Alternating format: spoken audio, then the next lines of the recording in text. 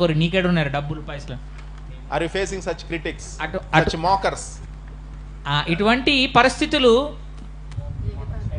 ఎగతాళి చేసే వ్యక్తులు, ఎగతాళి చేసే వ్యక్తులు మన జీవితంలో మనం కష్టపడ్డా కూడా అంటా ఉంటారు, అపహాస్యం చేసే వ్యక్తులు.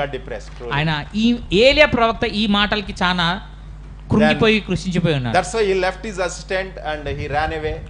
Okay, a day's journey into the wilderness, and he sat under juniper tree. Okay, and he started crying and saying, Lord, they are saying like this. Okay, they are saying that I am like Moses. And he is complaining to God. He is complaining to God. Master garu, keep quiet. Okay, let him do that. He is complaining to God. Next we will give to Master garu. He will translate. Thank you. He is complaining to God. మరి ఆ విధంగా ఈ మాటలన్నీ చెప్తున్నాడు. నన్ను మోసేతో వాళ్ళు పోలుస్తున్నారు, నేను ఏం చేయలే అంటారు. అందుకు ఆ దేవునితో ఆ బాధ చెప్పుకుంటా ఉన్నాడు. You see the beauty. ఇప్పుడు చూడండి దేవుని యొక్క మహా అద్భుతకరమైన బ్యూటీ ఆఫ్ అవర్ గాడ్. దేవుడు ఎంత అద్భుతకరమైన దేవుడు. మనం ఇక్కడ చూడండి ఆయన ఎంత గొప్పవాడో. ఎంత when Christians were being persecuted under the leadership of Saul, Christ faced him on the road to Damascus.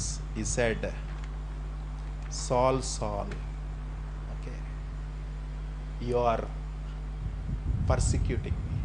దేవుని యొక్క విశ్వాసులను సౌలు ఎలాగ క్రైస్తవులందరినీ చంపుతా ఉన్నాడో ఆ వంటి డమాస్కు మార్గంలో దేవుడు ఆయనకు ప్రత్యక్షమై మాట్లాడుతూ ఉన్నాడు. సౌలా సౌలా నీవేళ నన్ను హింసిస్తున్నావు అని. సేమ్ యెహోవా, అటువంటి దేవుడే, ఆ యెహోవా దేవుడే. God took it very personal. దేవుడు దాన్ని ప్రత్యేకంగా సొంత విషయంగా తీసుకొని, then it was like this, he sent his angel ఆయన with food. దేవుడు దూతను పంపించున్నాడు రెండు సార్లు ఆహారంతో. And again sleeps, and the angel comes again, wakes him up. Okay, we think holy God, holy holy holy holy God, but he understands our frailty, our frailty, our fragile nature. మన సున్నితమైన విషయాలకు మనం ఎంత emotions ఉన్నా, ఎంత గొప్పగా అయినా, కొన్ని పరిస్థితులు ఇట్లాంటి సన్నగిలినప్పుడు దేవుడు మాత్రం మనల్ని తృణీకరించాడు. ఆయన దూతతో ఆహారం పంపి లేపి మళ్ళీ తిని పండుకునేవాడు. మళ్ళీ తర్వాత 2 సార్లు నీకు మహాప్రయాణము సిద్ధపరచబడి ఉన్నది, నీవు లేచి దీన్ని తినుము. there is a great journey ahead.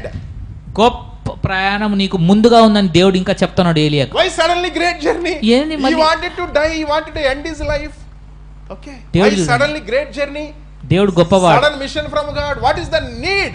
దేవుడు అంటాడు గొప్ప ప్రయాణం ఉందంటాడు. ఇప్పుడే ఆయన జీవితాన్ని ముగించుకోవాలనుకుంటున్నాడు అక్కడ ఏలియా, కానీ దేవుడు గొప్ప ప్రయాణం ఉంది. God took such words personally, Abhishek. Okay, and he wanted to prove something about my